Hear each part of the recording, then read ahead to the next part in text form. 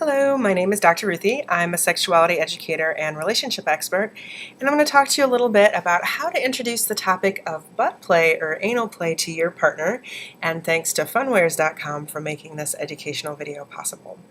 So, you've decided that you're interested in being on either the giving end, the receiving end, or both of butt play with your partner. And regardless of your genders and which side of it you want to be on, this can be a wonderful addition to your bedroom repertoire if you can bring up the idea successfully to your partner and they decide that they are interested in doing this as well. So let's talk about a few of the common questions and concerns that pop up when one partner is thinking of the idea and the other partner might not be, and how to go ahead and handle this conversation. Some of the biggest questions that I hear are, will it hurt? Isn't it dirty? Who's going to enjoy this really? What if I don't know how to do it right? How is this going to make our relationship any better? And what kind of pace should we go at for this kind of activity? So we're going to talk about all that. But first and foremost, I want to let you know that it could be that both of you are actually interested in it. You're just the brave one who's thinking about bringing it up first. So just opening up the conversation might end up being all that you need to do to begin to explore this sort of play together excitedly. But it may be that the other person has reservations, they're unsure, maybe they've had bad experiences with it, regardless of which side they've been on and what genders they've been interested in. And that's fine too. So let's talk a little bit about the conversation. First of all, the first big question that I hear is, will it hurt? Now, many people who have tried this and didn't go about it slowly and gently and with appropriate lubrication may have had a painful experience. The truth of the matter is that anal play should not be painful. There should be no need for any kind of numbing products, and there should not be any pain.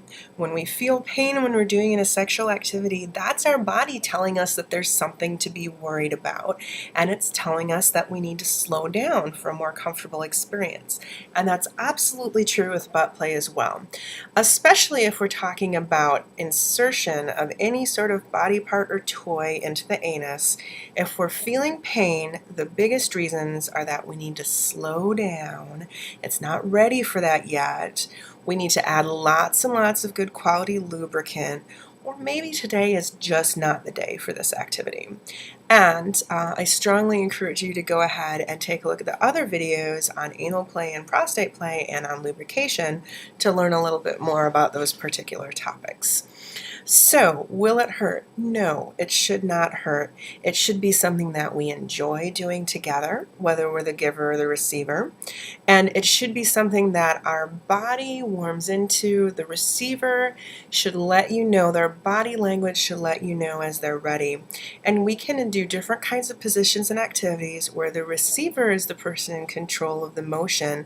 Think about allowing the receiver to back up or move their body or give verbal communication to the giver in penetration to let them know when they're ready and how much and when. And of course, always start with a very small item for insertion after lots of warm-up and a whole lot of lubricant. Too much lube is almost enough when it comes to this, but check out the lube video for more information on that. So that addresses, will it hurt? No, it shouldn't, not if you're doing it slowly and correctly. What about, is it dirty? Well, there's two different meanings, at least, that this question could have. And the first one is, isn't this really taboo? And the second one is, isn't this really unclean? Let's look at the first one. The tabooness, that kind of dirty, can actually be what makes this more exciting. But it's only as taboo as we decide to make it. There's nothing inappropriate or wrong or unethical about playing with the anus. We have nerves there whose only job it is to feel pleasure sensations, and that has nothing to do with our gender or our sexuality. We're just all born with those nerves there.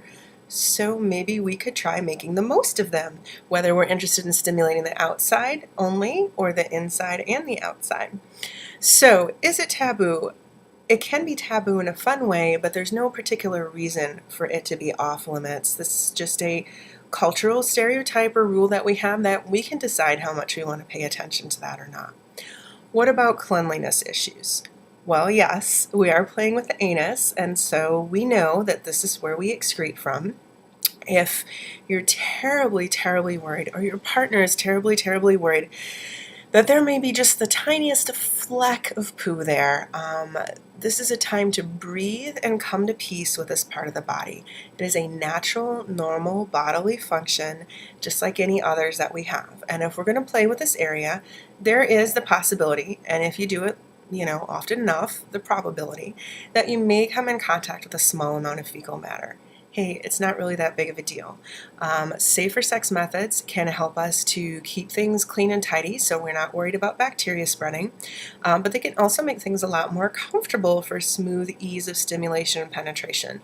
So using latex or nitrile gloves on our hands can be both fun and sexy and clean, and same with using condoms over any kind of toys or body parts that might be penetrating. What about douching and things like that? I don't recommend it personally. Why? Well, one of the reasons for using an object to squirt or spray a liquid into the rectum is to help ease constipation.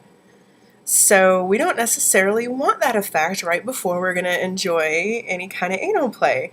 If you really want to do it, you need to do it quite a few hours ahead of time. But you know what? A good shower with a nice gentle soap is going to be all we need, and we can clean the outside. The area just inside the anus is usually pretty clean, is only going to have trace amounts of excrement in it.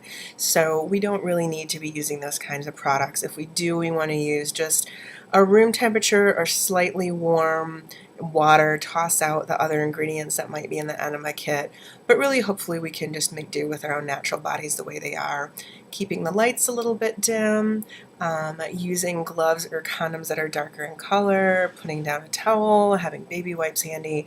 All of these things can be nice preventative measures or safety measures that can help us to be more comfortable with that as well. Who will enjoy it? Well, as I've said already, it doesn't matter what sexuality you are, and it doesn't matter what gender you are. You've got nerves there that you can enjoy it if you're on the receiving end. If you're on the penetrating end, it can be wonderfully seductive to be touching your partner there, whether it's with fingers or other body parts or toys. So anyone can enjoy this particular activity, regardless of gender or sexuality, and it's fun to receive and it's fun to give when you're doing it slowly and lovingly with lots of lube. What if I don't know how? Well, this actually ties into how can it make my relationship better? Exploring new sexual activities can be a wonderful intimacy builder. It builds our communication. It reminds us to focus on our pleasure. It gives us better comfort with our bodies, and being a little bit vulnerable with our partners can build a stronger bond of trust as long as they continue to earn that trust with us. But you know what? It's the play and the pleasure that I really want to emphasize. This should be a fun activity to learn how to do together, and that's going to make the relationship better to share that together, right? But no matter what, we want to remember that we always want to take the pace of the most hesitant partner, especially when it comes to exploring new sexual activities. So just because you have this in mind, and I've made a really good sales pitch for it, doesn't mean that you need to do it or that your partner owes that to you, whether they're on the receiving or the giving end of things. So you want to always accept what they're saying, and we can always reopen the conversation respectfully if they're interested in that later, and take things at the slowest pace for the partner who is most hesitant about the activity. No matter how much we think we're going to love it and they're going to love it, that's the respectful, caring way to approach any kind of new sexual activity. So, in spite of everything I've said, make sure that your number one interest is in keeping your relationship strong and keeping your partner happy and comfortable with you, even if that means playing a different day or a different way. I'm Dr. Ruthie, and I hope this has given you some new information and insight into how to talk to your partner about butt play or anal play. And of course, you can always drop me a line if you're interested in talking about this more. Thanks again to Funwares for making this video possible, and I'll see you in the next video.